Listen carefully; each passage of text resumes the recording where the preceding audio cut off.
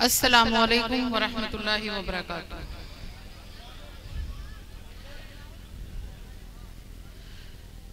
इस पंडाल में मौजूद मेरे बड़े और मेरे छोटे भाइयों की तरह यहाँ पर जो मौजूद हैं, जो मेरी बहनें जो मेरी बाईं तरफ बैठी हुई हैं और डाइस पर मौजूद जो शोरा कराम हैं, मैं सबका इस्तकबाल करती हूँ और शुक्रिया अदा करती हूँ कि उन्होंने ये मौका दिया और मैं यहाँ आकर अपनी कुछ बातें कह सकूँ। हालांकि ये मौका न था कि इस वक्त आकर के मैं मंच पर कुछ कहूँ, लेकिन क्योंकि कारी मसूद आलम साहब के बड़े एहसानात हैं, बुजुर्गवार शख्सियत हैं, उनकी दुआओं की मजीद दरख्वास्त है, इसलिए मैंने सोचा कि क्यों नहीं चल के उनसे रूबरू होकर के उनसे दस्तबस्ता गुजारिश की जाए और आप सब लोगों से दस्तबस्ता गुजारिश की जाए कि आप लोग मेरे वालिद मोहतरम जनाब मुनव्वर राना साहब की मग़फ़िरत के लिए दुआ करें।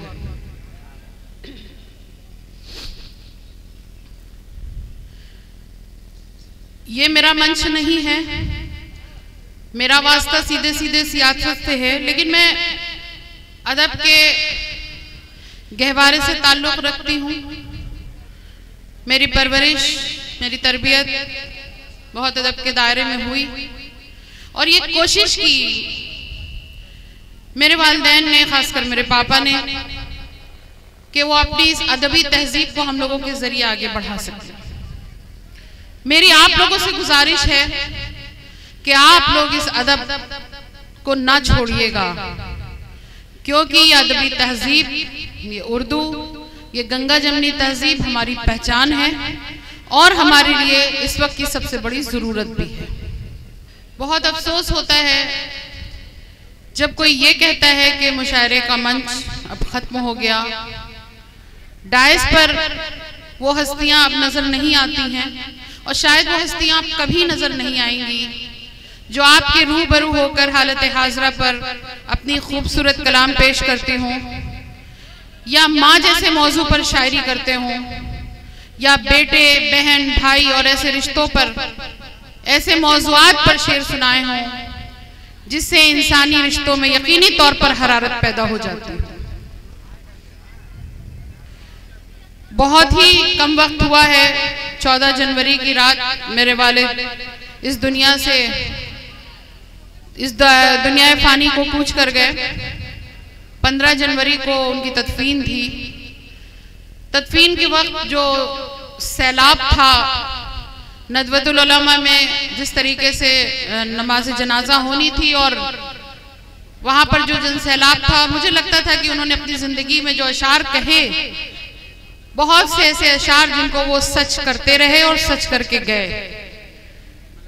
जिस वक्त मैं उनके जनाजे की वीडियो मुझे किसी ने भेजी, बहुत हिम्मत करके मैंने थोड़ी सी देखी, चंद सेकंडों की, तो मेरे दिमाग में उनकी वो गज़ल गूंज गई जो मुझे उनकी ज़िंदगी में बिल्कुल भी पसंद नहीं थी कि मौला ये तमन्ना है कि जब जान से जाऊं, जिस शान से आया हूं उसी शान से जाऊं, हर लफ्ज महकने लगे लिखा हुआ मेरा, मैं लिपटा हुआ यादों की लोबान से जाऊं। बहुत खूब। ये आप लोगों की मोहब्बत है।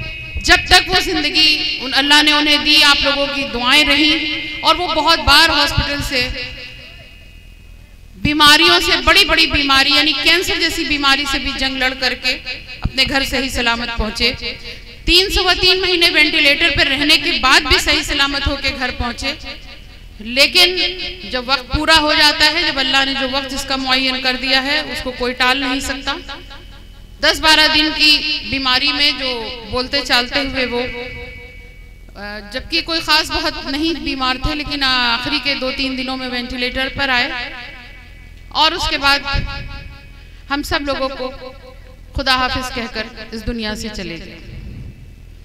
वो लम्हा न सिर्फ हम लोगों के लिए, हमारे खानवादे के लिए, हमारे ख़ानदान के लिए गमज़दा था, बल्कि आलम इंसानियत के लिए, हर वो शख्स जिसने इंसानियत पर यकीन किया हो, इंसानी रिश्तों को तरजीह दी हो, उसके लिए ये बहुत गमनाक वक्त रहा। मेरी यहाँ पर डाइस पे बैठी हुई जो शोरा हैं, जो शायद नया नया उन्होंने सफर शुरू किया है, उनकी उम्रों को देखकर तो यही महसूस हो रहा है, मैंने उनका कलाम नहीं सुना है अभी तक। मेरी उन लोगों से भी गुजारिश है कि अदब को मयार को गिरने ना देना। ये अदब का मयार बड़ी मुश्किलों से हमारे बुजुर्गों ने, हमारे पुरखों ने, अदब नवाजों ने यहाँ ला करके खड़ा किया है, जहाँ पर हर कोई सुनना चाहता है कि मुनव्वराना ने माँ पे क्या शेर कहे, राहत इंदौरी साहब ने मुल्क के ऊपर और तमाम ऐसे मौज़ूआत पे शेर कहे। मौजूदा हाल में वसीम बरेलवी साहब हैं, बशीर बद्र साहब हैं और तमाम ऐसे बड़े शोरा हैं, इकबाल अशरफ साहब हैं। बड़ी मेहनतें हैं, बड़ी लगन के साथ, बड़ी तवज्जुआत के साथ वो अपनी गज़लों को सुनाते हैं। जिस तरह बरत कर वो हमारे सामने रखते हैं, ये हम लोगों की जिम्मेदारी है कि हम उनको कैसे संभाल के रखते हैं। मेरे पापा हमेशा ये शेर पढ़ते थे कि अब आपकी मर्जी है संभालें न संभालें, अब आपकी मर्जी है संभालें न संभालें, खुशबू की तरह आपके रुमाल में हम हैं। क्या कहने। बहुत बचपन से, जब से होश संभाला, तमाम ऐसे मुशायरों में मैं गई, पापा के साथ हाथ पकड़ के डाइस पे भी बैठती थी। बड़ा शौक था मुशायरों का, सुनने का था, फिर कुछ कहने का शौक हुआ।